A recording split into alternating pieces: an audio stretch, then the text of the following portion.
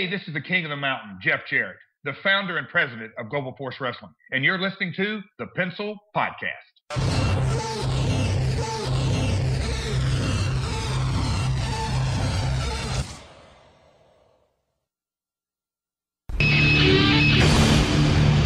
Hello, ladies. You're fired. Welcome to Raw is Jericho.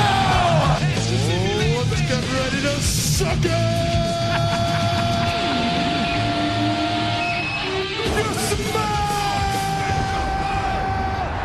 And that's the bottom line. I have a lot of things I want to get off my chest. This is The Pencil, a professional wrestling podcast starring Renny D and friends. Thanks for listening to The Pencil. Subscribe to the show on iTunes and follow us on Twitter at Pencil Podcast.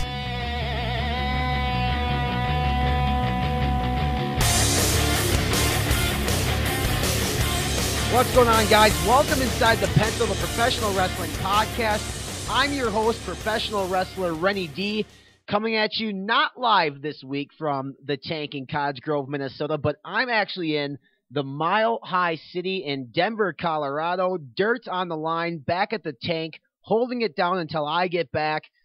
Dirt, is the tank living right now? Is it pretty quiet with me on the road? It's quieter. You're on location this week. I'm doing my best to keep it as happy as possible without you here. I mean, the guitar's still present. We've got the fish in the room. I'm still here, but it doesn't feel the same. We're going to do our best from afar this week to make sure we can bring some knowledge. Guitar still present, still unplayed, but that is another story for another day. Is it okay if I steal something from Cole Cabana? I mean, he does a podcast. Well, I think I can steal something that he does, right? That should be fine? If you're not stealing, you're not trying. If you're not cheating, you're not trying. Exactly, and I like what Colt does. So, I mean, this is a fan and a listener-supported podcast supported by people just like you, coming at you free of charge every Tuesday on pencilpodcast.com, iTunes, Podbean, Stitcher, YouTube, or however you get your podcast. We ask that you rate, review, and subscribe on iTunes or however you get your podcast. Obviously, tell a friend, family member via social media, whether it be on Instagram, Twitter, Facebook, Vine, whatever.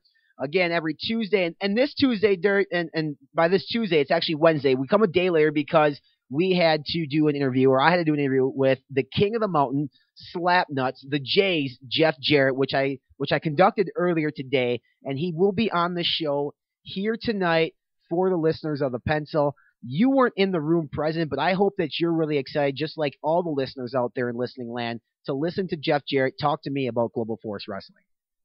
I am. I'm a little more excited this week than our normal guest because I wasn't present for the interview. I've heard you tell me how things went. It sounds like it was a positive experience, a positive conversation, and having somebody like Jeff Jarrett on the show, I mean, he's somebody that we've had circled for weeks and weeks now that we wanted to get on because of his experience in the history of wrestling. We've watched him on TV in WWF.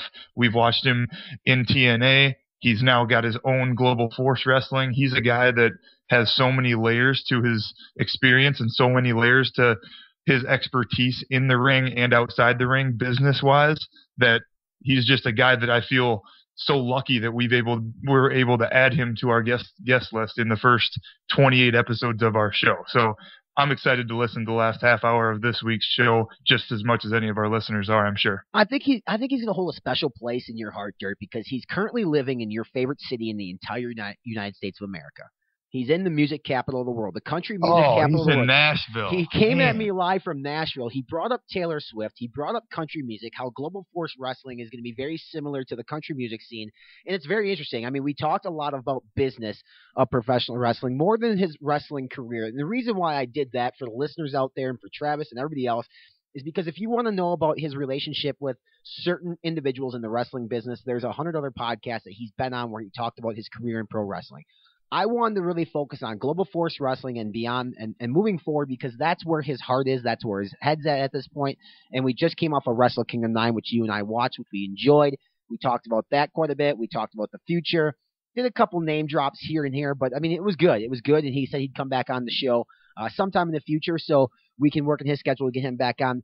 That would be awesome. Dude, I'm telling you, like, I'm sitting out here in Denver. I'm minding my own business. I'm watching the USA Network on Monday, and the internet just blows up. I mean, Twitter blows up. Apparently, there's a dick pic. There's booby pics. There's nude pics. There's a relationship going straight down the shitter. I don't know what to make of it. I'm trying to figure out what's going on. I find out that Seth Rollins is in the middle of this whole Photogate thing with his fiance and an NXT diva.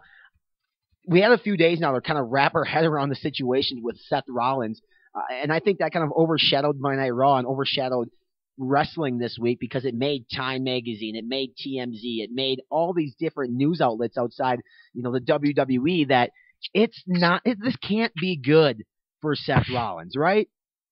I can't imagine how it can be good for him, but I will say I have a close personal friend. You know her, Ryan. She is a female. She does not enjoy professional wrestling on TV, but she has told me over and over again over the last year how much she loved Seth Rollins. And as he began to get his push over the last 5 and 6 months, I've continued to keep her up to date. She thinks it's funny. I'll send her emails at work. She'll text me, how's my boy Seth doing? Because she loves the guy. She thinks he's hot, and he's a good selling point for her to be able to stay interested. I can't tell you how happy I was that when I got to work on Tuesday morning, I already had a message from her. Her name is Andrea, making sure that I understood that she was very upset with what happened because her boy was being thrown under the bus. Was she That's more? How I'm gonna remember was Andrea more upset because she didn't actually Rollins. see the picture, or was she more upset because that he was like taking nudies of himself and giving it to his fiance? It was twofold. She was upset that from the story, it sounded to her like he was probably unfaithful. She wasn't happy about that because she loved Seth Rollins prior to Monday because of the way that he looked and because she thought in her heart of hearts, she thought she had a chance with him. And I think that now she might think both of those things are a little bit less because of the guy that she thinks he is. But I'm not here to have some moral compass with what he does inside and outside the ring.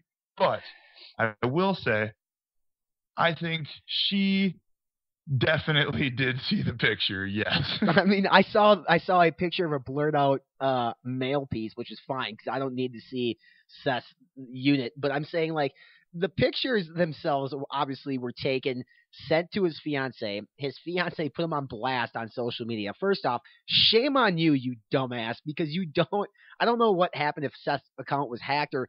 Okay, first off, there's this NXT diva, very attractive female. I don't know if you saw the picture, Dirt, but somehow it got tweeted out from Seth Rollins' account, which is verified on Twitter. It is also attached to WWE.com. So this picture shows up on WWE.com of an NXT diva in a tanning bed or by a tanning bed topless. Now, one can assume that, sure, maybe, just maybe Seth was unfaithful. But we can't just ultimately say that he was. I mean, it's literally just a picture. I know plenty of people in my life who've gotten pictures on their phone who have never touched or done anything with that individual that they have gotten the picture from. Snapchat is changing the way people flirt with each other. And what Andrea has sold me is that if he did not cheat and somehow this is a disaster that he's just embarrassed by, his fiance who's putting this picture of him on the internet, that's goddamn sexual assault, brother. She changed her Facebook status from being engaged to Colby Lopez, who is Seth Rollins, to single today. So I have to imagine that Seth had a pretty lengthy, in-depth, furious conversation with his fiance or former fiance, and B, if Seth was in fact being unfaithful, it's professional wrestling. It does happen from time to time. It does not make it right at all. But the fact is, now he's free to go after Miss NXT Diva, tit pick at the tanning salon if he wants to. Or whoever he wants. Seth Rollins is bound for greatness in professional wrestling. He was on the way to the top. He had money in the bank. His fiance, you got to imagine, being a celebrity and being that big of a star, it's got to be extremely hard to be faithful, given the fact that you're on the road 300 days a year. Again, I'm not condoning if he was unfaithful at all. But what I'm saying is there is a possibility slight, maybe, but there is definitely a possibility that he just so happened to have a nudie pic of this girl on his phone, but he had not done anything with her, right? Definitely a possibility, but like I said, neither one of us is going to sit here with a moral compass and say how we need to know what Seth Rollins is doing in his bedroom with his fiance or whoever. But what we can talk about is, do you think he's going to have any sort of repercussions or punishment because of how big of a deal social media is in WWE? And now this is the biggest social media story in months for WWE. I can't imagine they're happy about that. I mean, they can't like things like this happening. I mean, they say any news is good news for companies. I mean, not when you got somebody's dick on blast on the internet. I mean, first off, okay, before I answer the question you just asked me, I have to start with a question to you. How many women received that picture from Seth besides his fiance? I can't. There is no chance that I can sit here with my hand on the Bible and tell you that it's any less than 2. So you're saying that fiance plus 2? I'm saying 3 total. I mean, yeah. I mean, it is what it is. But his fiance should at least be grateful that he's thinking about her when he's on the road, when he gets out of the shower after doing CrossFit, to take a picture and send it to her iPhone. Now, if she wants to put it on blast on social media, Instagram, Twitter, by all means, that's her prerogative. But again, like you said, Dirt, if he didn't do anything, that's assault, brother. So, I mean, there's going to be some, it's going to be interesting to see what happens. And I think that one of the repercussions of this is the fact that he has the Money in the Bank briefcase until June. That's when his year is up.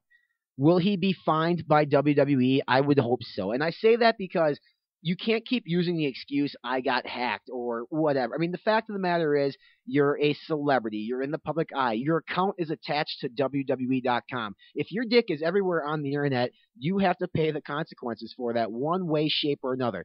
Triple H went out one time and said goodbye to his best friends in the business at a house show that wasn't even televised. What happened to him? He ate shit, and he had to learn to like the taste of it. He did, and I know that Triple H and Vince both love Seth Rollins, and they should. He's great. He's the future of the WWE, along with a lot of the other young guys that they have there. You need to find him. You need to find him. Do you take away his title opportunity, the plans at WrestleMania, or whatever they had for him? I don't think you do, because at the end of the day, WWE is a publicly traded company that needs to have interesting storylines to make sales on the network, to increase ticket sales at live events, merchandise, and it makes the most business sense to have Seth Rollins still in place to cash in at WrestleMania or be involved in that main event picture one way, shape, or another. Find the kid $10,000 or whatever they're going to do. Move on from it. Shit happens. Just next time, I'm Seth, glad that you said that. up. I was afraid that today and tomorrow people were going to start talking about, oh, you can't have the strap on a guy like this. You can't have this happen. You can't give him this attention. That's crazy. He made a mistake. It made me think back to whenever we were watching Stone Cold's podcast the last couple of weeks, how there was this disconnect between, oh, we're not going to have this person in the Hall of Fame, but we can have this person in the Hall of Fame, that kind of talk. There are so many guys in WWE. I mean, let's just Google John Cena and cheating or whatever you want to find. John Cena, and you can find Mickey a lot of James, things he's right? done outside the ring that aren't perfect, and that doesn't stop him from being on the top of the company. So this isn't going to stop Seth Rollins from being popular and getting what he deserves, but he could certainly pay a healthy fine. I can respect that. Yeah, I think it's only right. I mean, you have to set some sort of principle with the guys backstage. I mean, you can't just go around snapping any picture you. I mean, you can, but I mean, you got to really again, though, if you're engaged with somebody, you're just bound to trust that they're not going to put you on blast. But then again, she's trusting him that he's not going to do whatever. But it is what it is. It's not good news for WWE. You don't need one of your top superstars having nudie pics make the internet. But hey, like you said, speaking of bad news for WWE. I read an article today. Vince Russo had a podcast in the past couple days that Chyna was on, and it was basically in response to, she was asked a lot of questions about if she heard what Triple H said on Stone Cold's podcast about her opportunity to be in the Hall of Fame. And obviously, not to make a long story out of it, but he had said he wasn't sure if she would ever be in there because of some of the decisions that she made and some of the problems she's had, and how he was concerned that if his 8-year-old son Googled Chyna's name, what would he find because of her porn fucking career or whatever she has done since wrestling. And did you hear what her answer is? You know, I didn't know anything about it until you sent me a message today, and I looked into it more, and I don't know, man. It's I read her response. I'm actually going to listen to Russo's podcast with Swerve tomorrow just to kind of listen to her tone of voice when she talks about it. But Jesus, man, really? Basically, what she said is they were having that at the end of Chyna and Triple H's they had a real off-screen relationship for a long time, and at the end of their relationship, Triple H started dating Stephanie McMahon behind her back. She felt like something was happening. Pretty much everybody knew it was happening, but Chyna never did. And when they had a run-in backstage, she was confronting Triple H, asking what was happening, and she said Triple H hit her. Obviously, there was only 2 people in the room. You can take her word for whatever you want to, but this is just something that Triple H now has to respond to. And any story about domestic abuse cannot be what they want him involved in, as opposed to you've got Seth Rollins with these pictures out there. Those are 2 of the biggest cogs in the Authority on their TV program every week that are basically looking like shit in the last 72 hours. Yeah. I can't imagine that's what they're looking for. I agree. And I mean, Triple H responded back to the comments today saying that it's an absolute fabrication. Like, it didn't happen. And he kind of took a shot at her too and says that she has some personal life issues and that this never happened. I don't think Trips took the right angle on it. I mean, I think when you respond to something like that, the last thing you want to do is continually to throw fuel on the fire and throw her back under the bus. Just come out and say, no, that didn't happen. No other comment. I mean, there's no reason to keep talking about it anymore because, I mean, I don't know if it's true or not, and I'm not going to sit here and speculate whether it's true or not because, like you said, domestic violence is just unacceptable, and if it happened, I mean, it's not good. What she said, and you alluded to it, was the fact that they got into a heated argument because she called Triple H out about cheating on her with Stephanie. He said that he didn't want to be with her anymore. She put her hand in his face. He swatted her hand away. She put her hand in his face. He swatted her hand away and then punched her. And then apparently after this happened, and he was very, very distraught. He was in tears about what had just happened. Her story, what I read, sounds like it was well thought out or sounds like it's true. But I mean, then again, anybody in the world can say whatever they want about anybody they want, and it's up to the general public to make a decision whether it's true or not. The only people, like you said, that know whether or not this is true is Chyna and Triple H, and it's not good though. I mean, I don't know if Joni is upset because the comments Triple H made to Stone Cold about her not basically being in the Hall of Fame because of, like you mentioned, her porn career. I don't know, but if this is her way of getting back at him and being like, well, you're going to put me on blast on the network, on this podcast, I'm going to go out and say this, that's pretty fucked up. And by pretty fucked up, I mean it's extremely fucked up because you just don't do that to anybody. It's like as fucked as like your fiance throwing out a picture of your dick online. Oh man, and you brought a good point. I didn't even think about it, like the 2 cogs in the wheel, like Triple H and Seth Rollins are the 2 biggest pieces in the Authority, and people might argue that Stephanie is a huge piece. Well, Stephanie doesn't really compete. Trips is going to compete at WrestleMania. Seth Rollins is going to compete at WrestleMania. It's less than 70 days away. We're at what now, 40-some days until WrestleMania or whatever it is, and this comes out. It comes out 2 weeks or a week and a half before WWE Fastlane. And then, like you said, I mean, it's just not good for the WWE. And even on top of that, there's like another story, which Darren Young is making a big deal out of it. And I don't blame Darren Young for making a big deal out of it. For those of you who don't know, Darren Young is the first openly homosexual WWE wrestler basically on the active roster. Now, there has been other wrestlers who have come out and said that they've been gay or whatever it might be. And from my standpoint, just to put this out there, I'm a pro wrestler. I have 0 problems with it at all. I know gay wrestlers here in Minnesota. They're fantastic. I never once even thought about like weirdness in the locker room or being in the ring. That's just stupid. So Darren Young and Travis, I think you probably know this. basically they went to a country. If it was Abu Dhabi, Yep, Abu Dhabi is where they have a 3-day. They have a 3-day trip planned for a couple shows. Abu Dhabi. It's a crime in Abu Dhabi to be a homosexual. Obviously, Darren came out at LAX last year, said that he was. WWE got behind him, and he's upset that his company decides to go into Abu Dhabi and have shows with him on the roster. I actually really want to respond to this, and I don't want anybody to take this the wrong way. I have zero problems with the WWE going into Abu Dhabi and performing.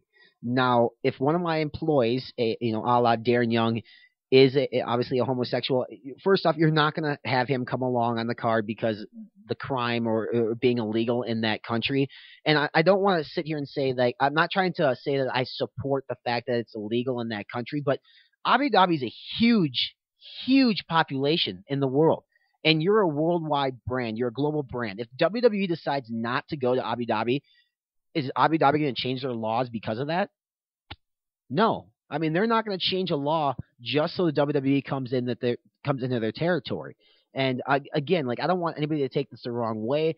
Obviously, it's a controversial subject. I have friends who are homosexual, and it's fine. I totally embrace it. It's great. But again, as a business owner, as a owner of a publicly traded company where you have to make money, you have to make that bottom line look attractive so investors invest in your stock.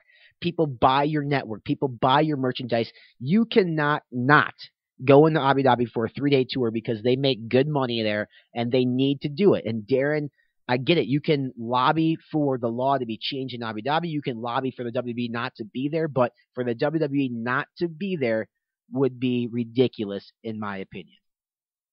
It would be ridiculous. I think the big issue that I saw with the story was Darren Young tweeted out something saying, "I can't believe the company, the best sports entertainment company in the world, is going to a place where they have laws like this," or something, and stated it had some hashtags about that he's Mr. No Days Off, and everyone knows who Darren Young is and knows that he's the first openly gay wrestler. And then he was asked to bring the tweet down, assuming that was by WWE officials or somebody that works for WWE. And then he later tweeted that his right of freedom of speech was taken away, and some other things explaining that he obviously wasn't very happy that he had to bring the tweet down. I don't know if them going to Abu Dhabi is as big of an issue as the list of things that it feels like employees of WWE have had such serious problems in the last year, and this is just another one on a list. Right. Can they tweet what they want? Can they say things? It sounds like the answer is no, and I don't know if they shouldn't be able to, though, right? I mean, you have a full-time job. I have a full-time job. If we say something that reflects poorly on our employer, we can get in trouble for that. And we hear from a lot of people like these guys are independent contractors. So they sign an independent contract, they're employed, their paycheck, everything comes from WWE. But, okay, there's a difference between freedom of speech. Okay, I can go and legally I can say whatever I want. That's a law given to me, or a freedom or a right given to me from the United States Constitution. Absolutely. But that Constitution does not apply to an employer. If you go into your work tomorrow, Travis, and you stand on top of your chair and you say something completely ignorant, you say the N-word, or you call somebody, a homosexual slur, you have every right to do that because of the Constitution says so. But they have every right to reprimand me because of it. Exactly, and fire you or whatever it might be. Now, in his situation, I think WWE really has to step lightly because obviously he is the first openly gay wrestler in the WWE, and if the WWE says, take that down, Darren, or you can't say that, it might reflect poorly on them. So they're in a weird situation as the employer for what really should we say Darren can say and what can't he say? Because if we tell him that he can't go out and do different gay rights thing or whatever it might be, that's going to reflect poorly on us. So did WWE tell Darren to take it down? Most likely. I mean, we've heard Punk talk about that before where they told him to remove tweets and things like that. I mean, they have every right to ask you to do that. especially when you're tweeting from I guess his is at No Days Off or something. His is at Darren Young WWE. I think is his Twitter handle. So, yep. I mean, it's a very weird subject. I guess instead of trying to dance around the question and trying to give the politically correct answer, if I'm WWE and one of my employees tweets something that I don't necessarily like, regardless of their sexual orientation, race, whatever it might be, religion, I have no problem asking them to remove it from social media at all. That's just something that I'm totally okay with doing. And again, like I said, I have no problem with that at all. I mean, so put in your shoes, though, Dirt. Like, you're running the WWE. Like, I just said that I have no problem telling Darren Young to take it down. I'm still going to go into Abu Dhabi regardless of my, situation with my employees. What are you doing?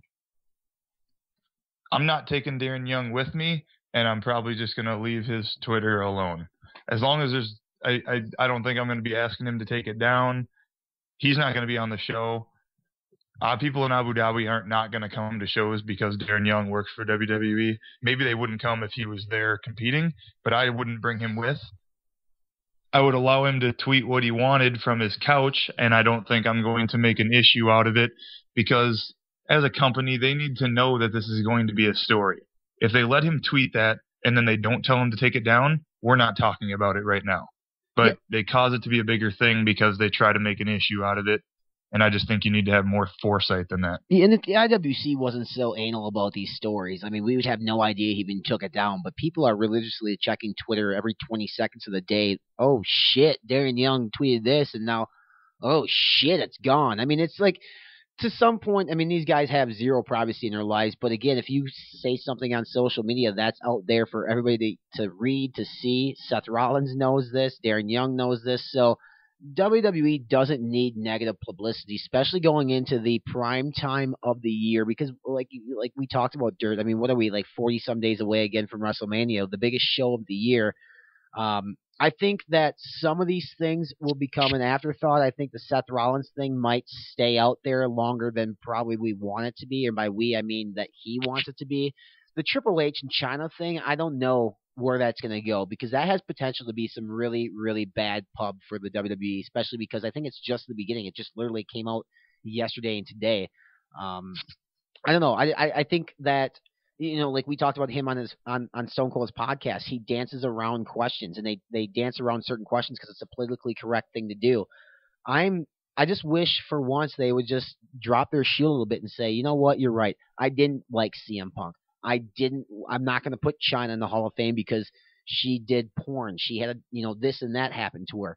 Just once, it'd be nice for them to stop the politically correct stuff and just give us a straight edge answer to the questions that are asked in the public eye.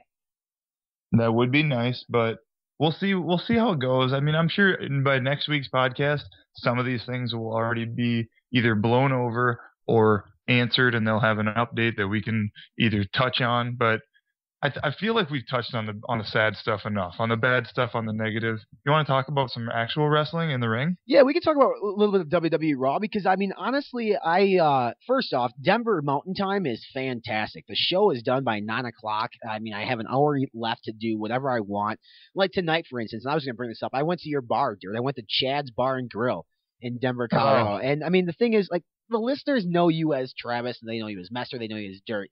Listeners, this guy's got like 20 nicknames: Chad, Brad, Dirty, Chadley Dokes, Fingertips, DJ Slimes, Curtis. I mean, I could go on for days, but it was good. And I'm thinking, like, 9 o'clock Raw's done after 3 hours. It starts at 6. I have an hour to do what I want with. That's just fantastic. The West Coast people and the Mountain Time people have it made out here. They're spoiled. I don't even know if they know it. They don't. I mean, I've been waking up looking at the Rocky Mountains every morning. It's fantastic. So, that reminds me of when we had Jimmy Kadderis on, and he was telling us how goddamn spoiled Canada is. I mean, it's not bad. They get smacked on a day earlier. It's whatever. I mean, it's cool. But would you, as far as your takeaway from Raw this week, did you? I mean, we don't need to go into depth on it like we normally do. We obviously really, the two biggest things that they're doing right now, and it's pretty obvious, are they want to build Roman Reigns and they want to build Daniel Bryan's match at Fastlane to feel like it's going to be very important. And I thought they did a good job of that on Monday. Hopefully they keep doing it for the next couple of weeks. And if they can, maybe they'll make him look ready for the showcase of showcases.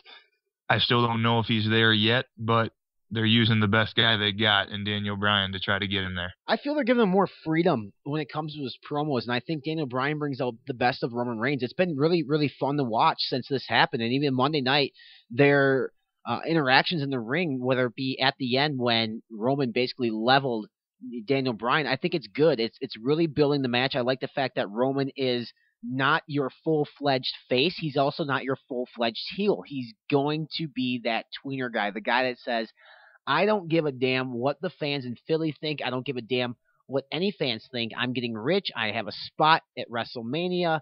This is my time, and I'm going to do the absolute best I can with it. And I'm a fan of it. I think it's good. I think the match at Fastlane is going to be fairly well done because Bryan's in the match. I have read that they are considering, or Vince has changed his mind to make it another triple threat match at WrestleMania. I hope that is the furthest thing from the truth. I can't imagine why they would do that again. Once you've got Daniel Bryan helping getting him over before Fastlane, Daniel Bryan needs to go on to something else before WrestleMania and just allow it to be Brock versus Reigns. Brock Lesnar and The Undertaker had an awful match last year, and it was the greatest thing of the year because it was so memorable. Brock Lesnar can get Roman Reigns through a big match. You don't need to put Daniel Bryan in there. It'll be nice to have a one-on-one match against Daniel Bryan to get him ready for it, but you don't need Bryan in that match. No, I agree. You don't need Bryan in that match, and so I'm good with that on Monday. I'm also very, very entertained with the Sting segment on Monday. A lot of people on Twitter, Facebook, social media thought it was cheesy, thought it was overdone, overproduced. I loved it. I thought it was cheesy, but that's why I loved it too. It was old school, 1996, kind of creepy, but you had the guy crawling out, and that couldn't have been the real Sting. You had him crawling out of the ring. That stuff's cool. I think that's entertaining. It's different than any other segment, and they need to make Sting feel different, and I thought they did that. Yeah, fantastic job utilizing Sting without him having utilized one of his dates going in the fast lane. It'll be interesting. They're going to have I would assume, contract signing, whether it be at Fastlane or shortly thereafter. Tonight, as we're recording this, the NXT pay-per-view or special is on. I'm actually going to watch that when we're done here. Very excited to watch that. Excited to get back home to Cottage Grove in the tank to watch Raw next week with you, Dirt, and record back live in the studio. You got any? I don't want the listeners to think that we've totally abandoned our plan from a few weeks ago of trying to start being wine connoisseurs. We've had a bit of an off track, but we're going to try to get back at it next week. I've had quite a bit of wine, a lot of beer out in Colorado too, a lot of beer. But that'll bring me to this week's Body Guy Minute. We've gotten some positive feedback on the Body Guy Minute, and it's been fantastic. And I think today, Derek, I am going to pick something that it's near and dear to me. It's people who half-ass their lifts in the gym, and by half-ass, I don't mean that they go in and do 2 lifts and they leave. I mean, they don't do, and I know I gave you some shit about this too, but the people who don't fully extend or don't fully do a full rep, they're doing half reps. When they do curls, they're doing like these little 35-degree curls on the curling machine or dumbbells, whatever they're doing.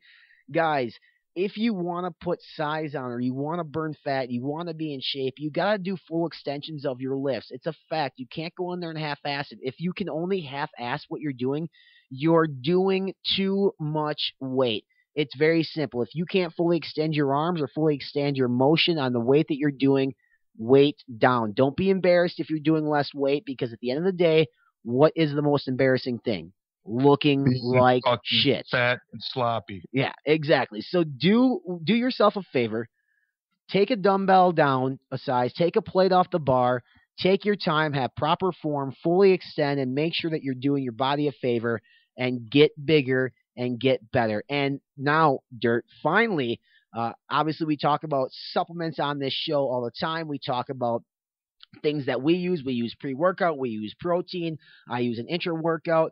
There are some times where I would use a test booster. There's a lot of things that you can use, but right now, obviously, you should use what we tell you. We are 2 body guys. We're two guys who know a thing or two about getting big, getting into the gym, and being right about our eating and our supplementation. And iForce Nutrition, I've been saying it for 3 weeks now, provides you with the best supplements on the workout market. And if you go to iForceNutrition.com, check out their store.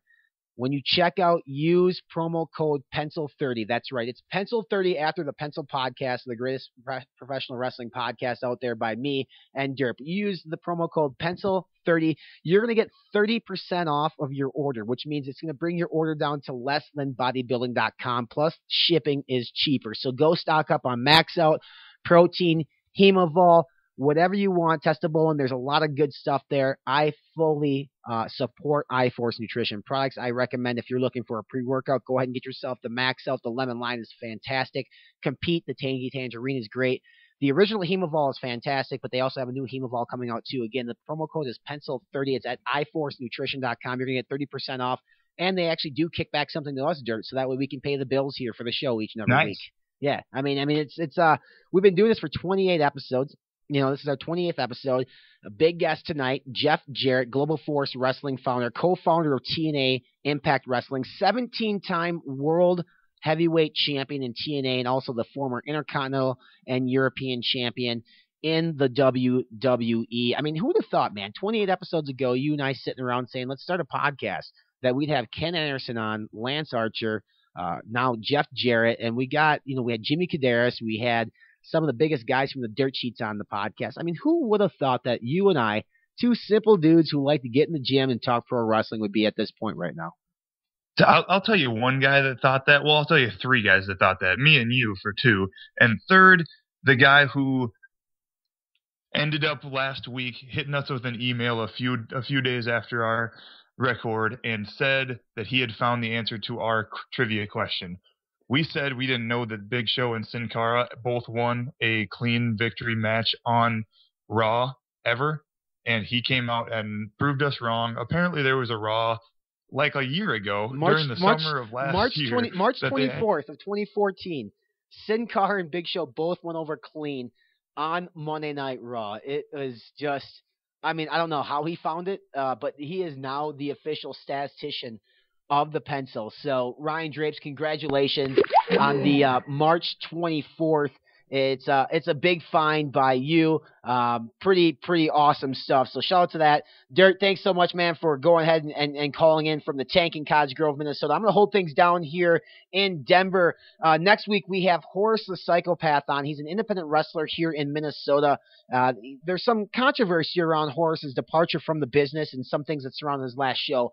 And Horace and I are good friends. So we're going to get to the bottom of it. We're going to kind of bring you guys up to date on what's going on and go from there. So definitely, guys, appreciate you guys tuning in each and every Tuesday, and this time it's Wednesday on iTunes, Podbean, YouTube, and Stitcher. You can find us online, pencilpodcast.com. We're at Pencil Podcast on Twitter, /Pencil Podcast on Facebook, and we now have an Instagram. It's at Pencil Podcast on Instagram. Go ahead and follow us, like us, tweet us, like our pictures on Instagram. We're going to try to bring you guys some cool stuff each and every week on our social media platforms. Look out for a new look to pencilpodcast.com here in the future. We're looking to redo the website and get that all taken care of too. A big special thanks again to Jeff Jarrett from Global Force Wrestling for joining me here today. Talking some GFW business, professional wrestling business, the future of Global Force Wrestling, the future of Jeff Jarrett. And wrestling is a sexy sport to investors. We really did dig into the business side of professional wrestling. And like I told you guys earlier on the show, if you want to hear about his time with Owen Hart and different Intercontinental Championship matches and the situation with Chyna and the WWE and his departure from TNA, there's plenty of other podcasts to listen to. This podcast here, we really just wanted to get down to Global Force Wrestling and what the future holds. So you guys go ahead and do us a favor, sit down, strap in and strap up. Jeff Jarrett is coming up next here on the Pencil Podcast, pencilpodcast.com. I'm the one and only, often imitated, never duplicated professional wrestler, Renny D, at Real Renny D. Dirt's at Travis Mester on Twitter. We're at Pencil Podcast. Enjoy the rest of the show. Hello, Pencil Podcast listeners. This is Chris from Spot Monkey Media. Now, if you're a professional wrestler, a promoter, or even a business owner, and you need someone to design your next t-shirt, event poster, 8x10, business cards, anything you need, Spot Monkey Media is graphic design for the wrestling professional. Go to spotmonkeymedia.com, send me an email, message me on Facebook, tweet me, Snapchat me your junk, anything you need. Spot Monkey Media. Create your legacy. Hey, Dave, what do you get when an atheist and a Christian start a podcast? I don't know, Ken. What do you get when a Christian and an atheist start a podcast? I don't know. You're the freaking comedian. I figured you'd have some kind of joke or something. Right. Hi, I'm David Vox Mullen. And I'm Mr. Anderson. Seriously? Wait for it. Just wait for it. Anderson. And we're the hosts of Push the Button on the DVM Podcast Empire. It's a show where we discuss religion, politics, and sex. All that stuff that we're not supposed to talk about. I am a Christian. And I'm an ordained minister with the Church of the Flying Spaghetti Monster. I think that's code for he's an atheist. And together, we tackle any and every hot-button issue that the world is scared to talk about. Yeah, we're not afraid of the truth. Yeah, we're not afraid to piss people off. We're not afraid to push the button. So find us on iTunes. Or simply visit us online at dvmpe.com. And God willing, you'll come back for more. Yeah, God willing. You took the words right out of my mouth, Dave. Hey, this is Chris Jericho. You're listening to The Pencil with Renny D. Pencil, baby. He's a pencil. Yeah, boy.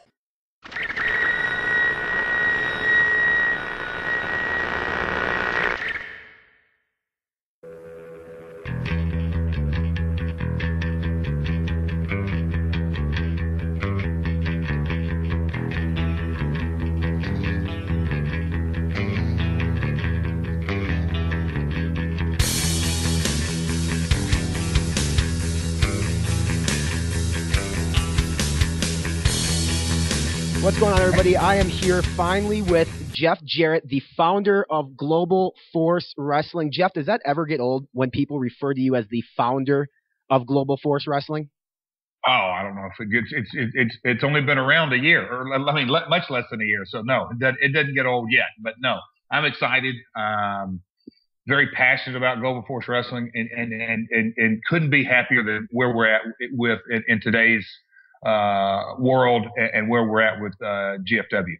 So GFW came to fruition April 7th, I think, of 2014. But when did the idea kind of come into your mind that, hey, I want to get back into promoting professional wrestling the way that I know how and the way that I love?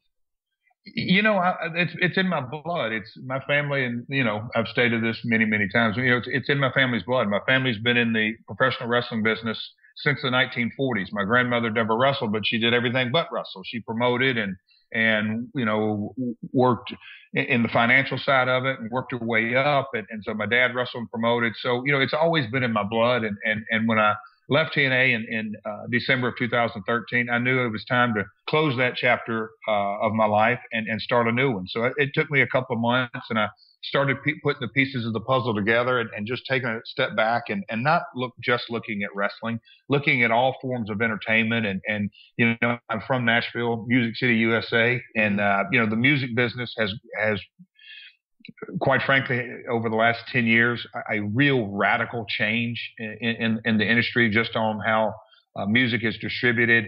Hollywood is going through the same, you know, just a mega change. Cable television, network television. So I really stepped back and looked at different things and different models and began to really put the pieces of Global Force Wrestling together and the partnerships and the alliances and the specific partners that I haven't revealed yet that are more on the back, you know, the below the line, so to speak, partnerships that you know, it really things started to come together, and we thought it was the right time just to release the name of the company the day after WrestleMania last year, April 7th, 2014. Yeah, timing definitely couldn't be better to take advantage of everything social media, which you guys have absolutely done a great job of. Wrestle Kingdom 9, obviously, was a huge social media buzz. I watched the show. I'm a professional wrestler myself. I loved what I saw. To you guys, did you guys have a number going into Wrestle Kingdom 9 for your American buys that you need to hit in order to call this a success for Global Force Wrestling in New Japan? Yeah, I mean, as a promoter, you've always got numbers and that you want to hit and numbers that you're going to blow out of the water and all that.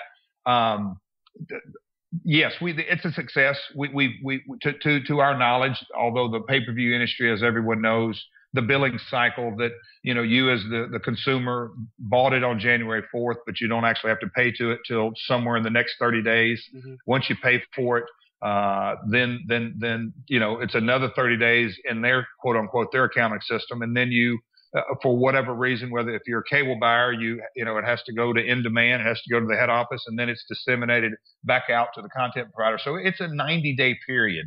Right. That quite frankly is painstakingly long, and they have different policies in place, which is something they didn't have many years ago, in that they really don't like to project numbers, quote unquote, officially.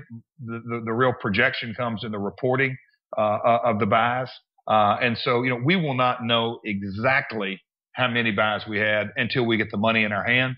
But from every estimate and I'll call it industry insiders, we definitely hit our marks and we're very happy.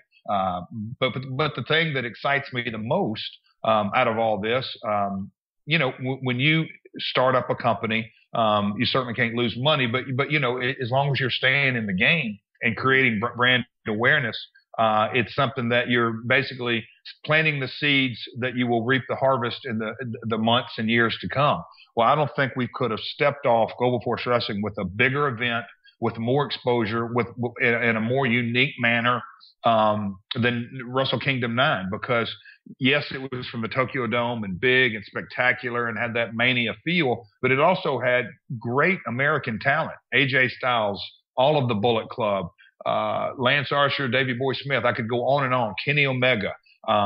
It was really, really a legends of Kojima and those guys. Just from top to bottom, it couldn't have been a better off launching point for us to executive produce a show with that magnitude and really kick off 2015 for us. Yeah, and the unique thing about New Japan is obviously we could have bought the pay-per-view traditionally for $35 or $45, depending on if you want HD or not.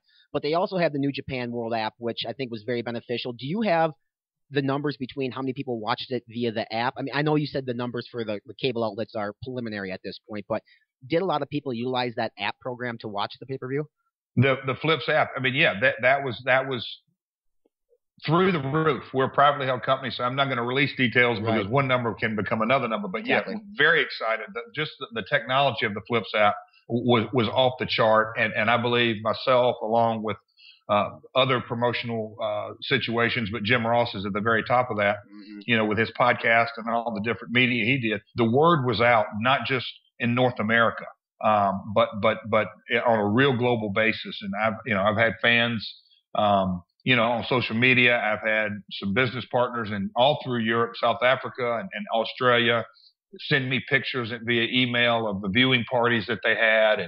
And just, it was a real big social media event. I'll have to tell you that. And then I've heard from some industry insiders that the BitTorrent sites, the piracy sites, a number that was told to me that was quite staggering is that the Wrestle Kingdom 9 was pirated on the par with a major UFC event or WrestleMania. So lots and lots of people watched this show. Not all of them bought it, but lots and lots of people watched it. Yeah, that's a unique number, the BitTorrent sites with pro wrestling fans. I think they're widely used, and you wish that they would have opened their wallet and helped you guys out a little bit more by buying it on pay-per-view or for the app.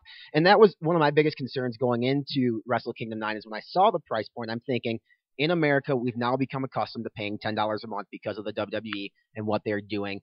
I was just thinking in my head, how are they going to overcome that price point with a new product that people in America aren't very familiar with? Jim Ross and Matt Stryker obviously did a great job along with the American talent that were on the card. But moving forward and moving past New Japan, when you guys work with other promotions, and if they don't have that app that they can broadcast the pay-per-view on, are you guys going to look at that price point for traditional pay-per-view and adjust it based on what we've been accustomed to in America? Or is $34 and $44 strictly kind of what you guys are looking for when it comes to the pay-per-view market? I absolutely think it's on a case-by-case basis, but it's a situation of supply and demand. And that's where I was going earlier in the conversation. The method of distribution, the pirate sites aren't going away. So you have to get a sense, a feel of how many people not want to watch it, but how many will pay to watch it. Right. And the ones that want to pay to watch it, do you increase your amount of transactions by lowering it to $19.99 or $9.99 or $29.99? That's a unique and a difficult, but it's a business decision you have to make. But as a longtime historical promoter, you have to give your fan base the value, and you got to deliver. And most of the time, you got to over deliver. Well, I believe Wrestle Kingdom 9 over delivered. All the credit goes to the New Japan talent and just what amazing athletes they are. But I believe when the next go around comes, whether it be with New Japan or other promotions, I believe that the equity of the product will say, yeah, they're going to deliver. It's going to be a good show. Do I or do I not want to spend the money? This was also a completely, really unique set of circumstances, being that, to watch it live, you had to see it depending on what time zone, but Eastern time zone was 2 a.m. in the morning. That was a whole nother different set of circumstances. Yeah, and then, you guys got the replay at the traditional time at 7, I believe, right? So, a lot of people are still able to get it that way, which is good if they could prevent themselves from going on Twitter and being spoiled of what happened. One match that actually I want to kind of talk about is the opening match of Wrestle Kingdom 9 before we move on to other Global Force Wrestling ventures here moving forward.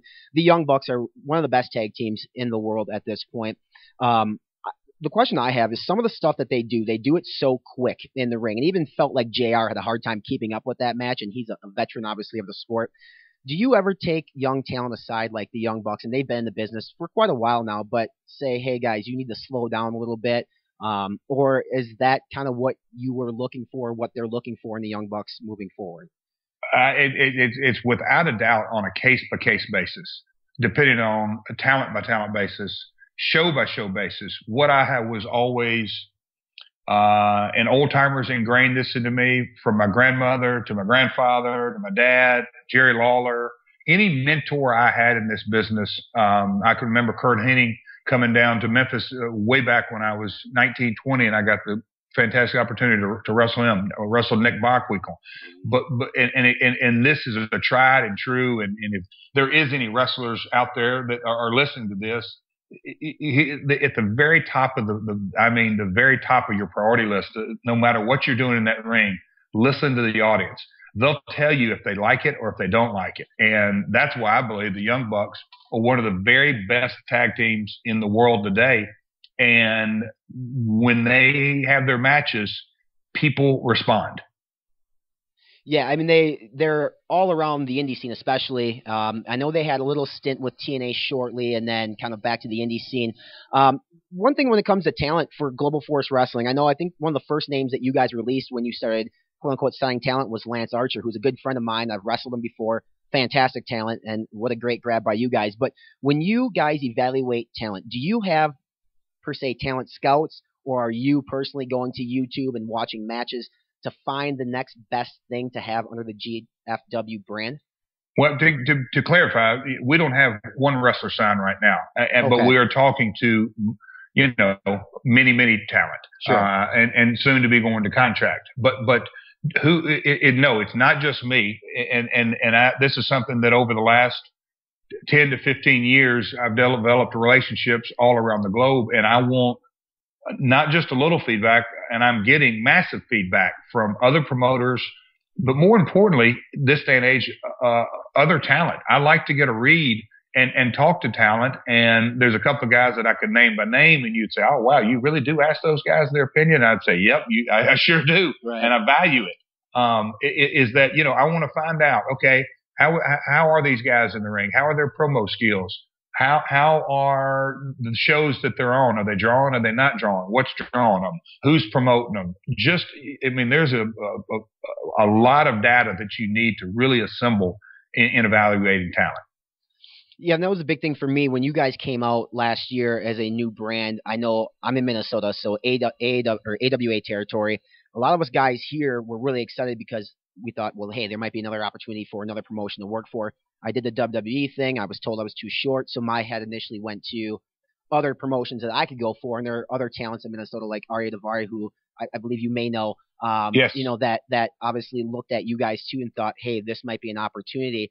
If someone is really, looking to try to get their foot in the door with you guys, is there a way that they can kind of do that besides, maybe know if they don't know the certain person that they need to know? Is there another way that they can somehow throw their name in the hat to be considered to be part of your brand? Well, last year, and people were like, "Are you really creating that database?" I've had calls and texts, and the database is, if you want to give wrestling jargon, it's a shoot. No, it's an absolute, and I think we're over. It comes ebbs and flows, and we take a few guys out, get new pictures in, and know this guy's no longer really available, or he is available, or he might be available. It's send it into the website, and we have, we continue. It's an evolving thing, and we're looking. And I've always kept looking at new, unique talent, guys with new looks. There's one guy in the database that literally his look has changed 3 times in a year, and I believe that he's on top of things, and he's hungry, and I believe his first look was average. His second look was okay. His third look, I think, got some money into it. And so, that I think guys really need to define who they are. I'm not saying being over the top gimmicky, because I don't think that works anymore. But define who your character is. Create your fan base on Twitter, on Instagram. Create who you are. Produce videos. Make yourself unique. Talk to your fan base. Drag your fan base along day by day, show by show. And there's a lot of equity in that. And that's what's one of the great things about 2015 and Global Force Wrestling and where we're headed is the fan base is at the very top of our priorities in fan engagement. And we want to hear who and what the fans want to see. And that's good. I mean, obviously to survive, that's what you want to do. The fans are the ones paying the $34 if it's a pay-per-view, or depending on what you guys do in the future and what price point moving forward. And that brings me, I guess, to the next point. You guys signed a deal, I believe, with WWP out of South Africa. It's supposed to be an event. Is it February 28th? Is that event going to happen then? Do we know? And I'm literally, that's funny that you asked today, and I don't know when this is going to actually air, but today, Wednesday, at 12:22, 4 minutes ago, I just received an email from the guys down there. I know the situation is controlled on a real top line by the government, and I know there was a snag, and so I can't confirm it, or I can't tell you for sure it's postponed. My gut tells me it's probably going to be postponed, but that's I'm being as honest and as transparent as possible. Again, it's a government situation. That's a different culture halfway around the world, and so I cannot be completely accurate. I know the promotion,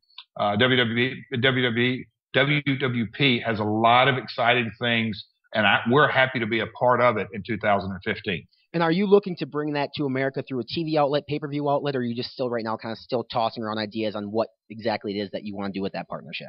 Again, we sort of have to, take step 1 before we can decide step 3 or 4. But yes, we definitely want to bring not just that promotion, but multiple other promotions to market in North America, because I believe the U.S. fan base craves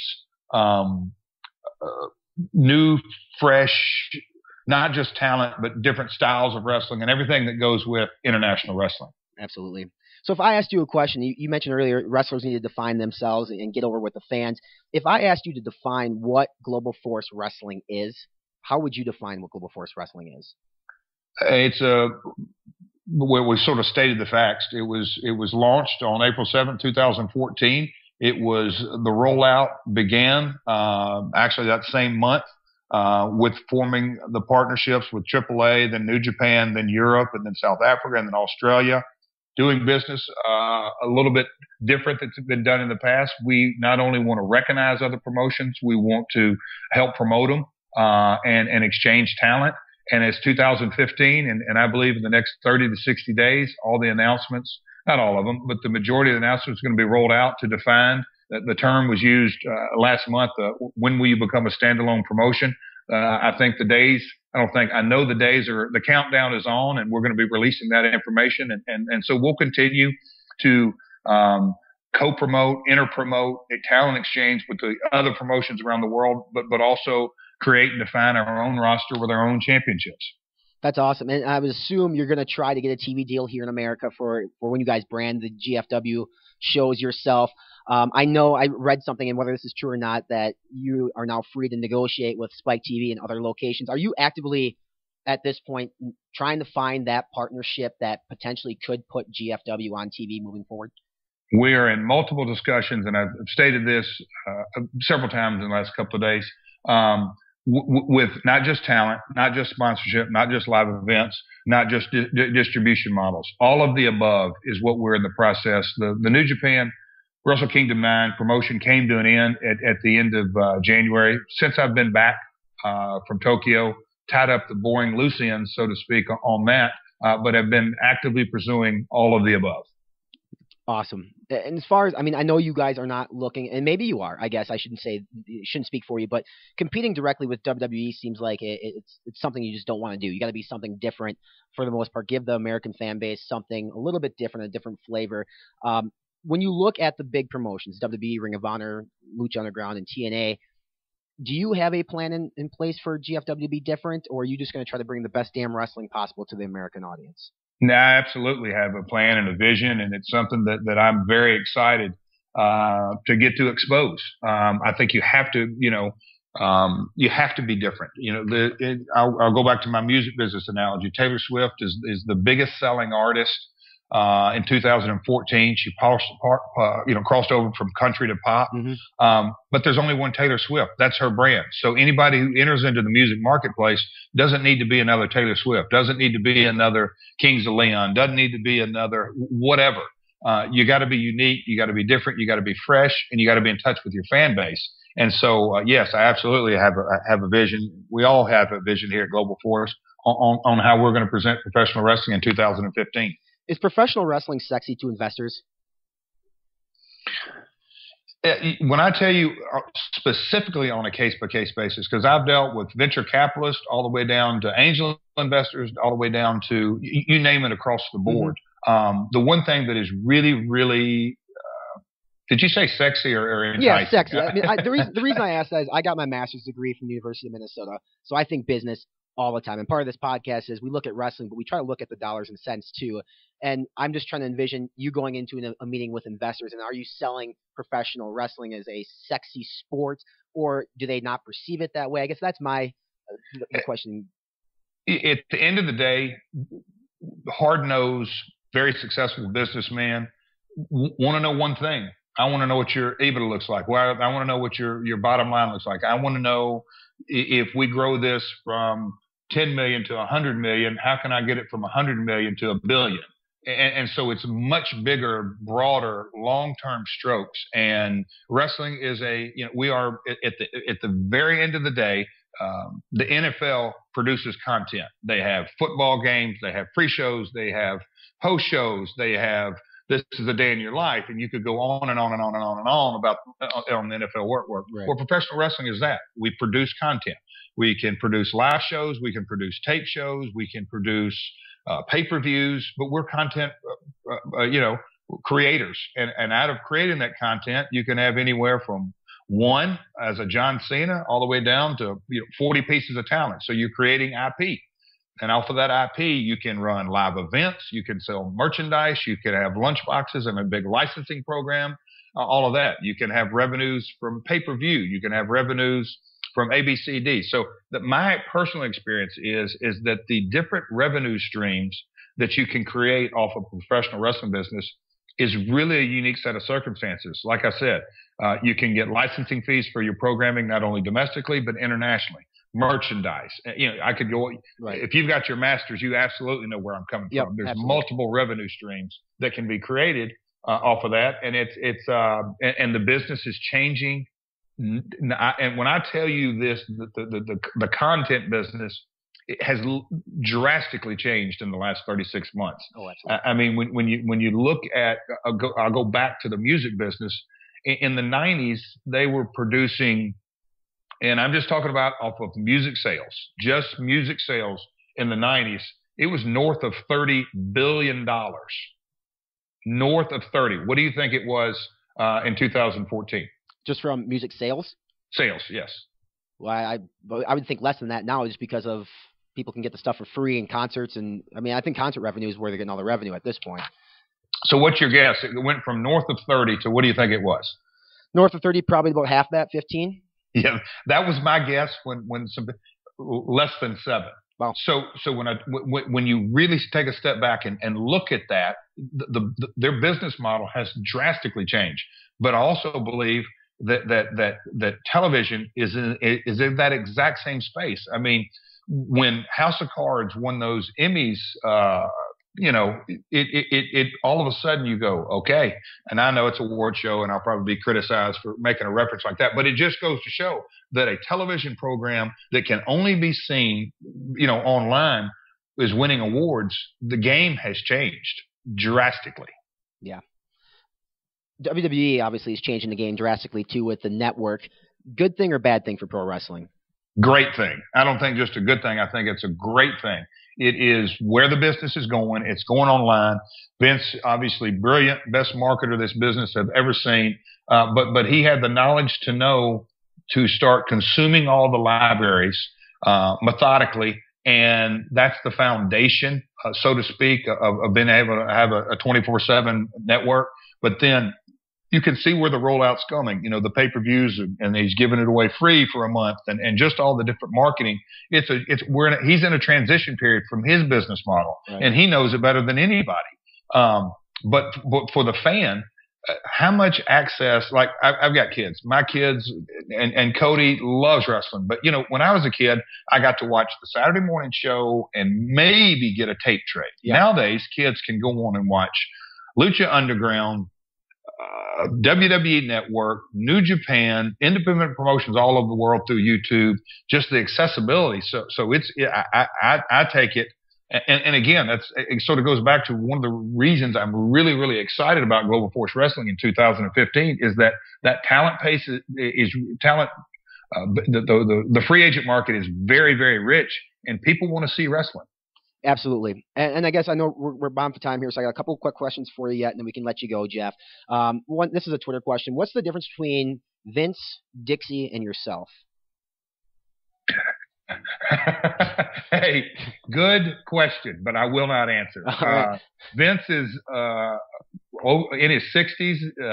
I think Dixie's in her 50s, and I'm in my 40s. That's an answer. That works. How good was the Road Dogg? I mean, I know he started with you. He kind of undertook the name, but the Armstrong family in general is pretty great in pro wrestling. I know you got to spend a lot of time with him, but how good was he specifically? I've said this. I can remember, the Armstrongs. I knew their family, but when me and Brian first got hooked up at WWF, there was instantaneous magic. We really worked very well together. I love the guy like a brother, but his talent is off the charts. He is so good at what he does. And I used to tell him this many times, Brian, you don't know how good you are. You really don't know just how good you are. He can connect with an audience. He's got a voice. He could have been a rock star if he wanted to, because his voice is that good. He's got talent. I'm thankful and happy and couldn't be more proud of where the guy's at in his life right now. But to circle back to answer your question, how good is he? I don't think the fans really understand just how good he is. Yeah, I mean, he was phenomenal to work with when I was over there, and just seeing him on TV, even still in the past couple of weeks when he's been on, it's always a breath of fresh air seeing Brian on TV. Do you think that there will ever be a wrestling company to compete with WWE? And it depends on are you talking about $1 billion corporation? That doesn't happen overnight. It took Vince 50 years, so records are made to be broken.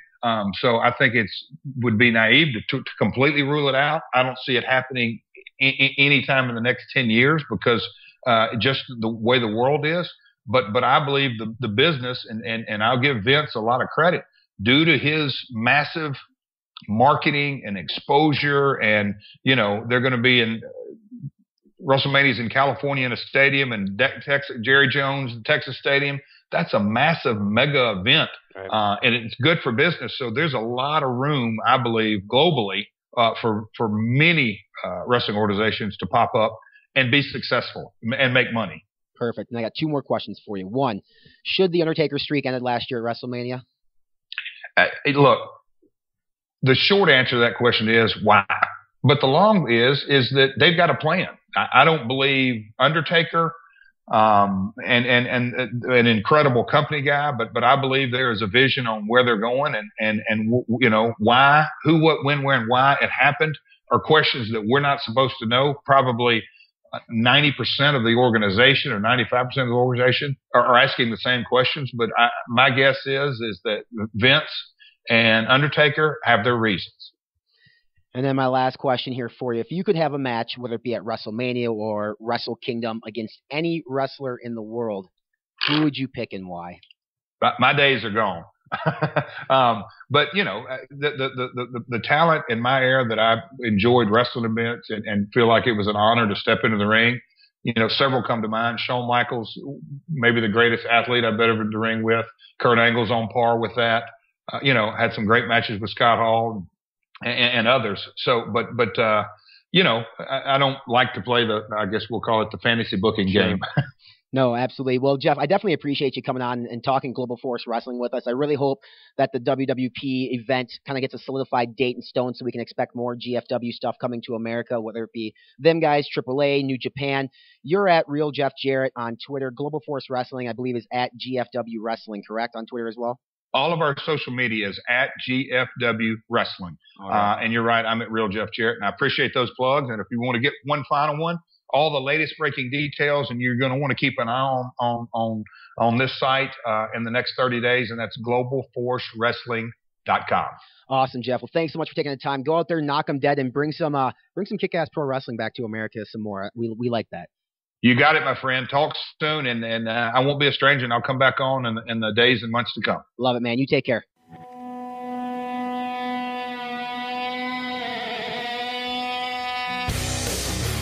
What's up, guys? This is professional wrestler Renny D. And this is Travis Dirty Mester. And we're the hosts of The Pencil, the professional wrestling podcast every Tuesday. On iTunes, YouTube, Podbean, and Stitcher. We bring you guests from the WWE, TNA, and all the major independent wrestling promotions around the world. Follow us on Twitter at Pencil Podcast or on the World Wide Web, pencilpodcast.com.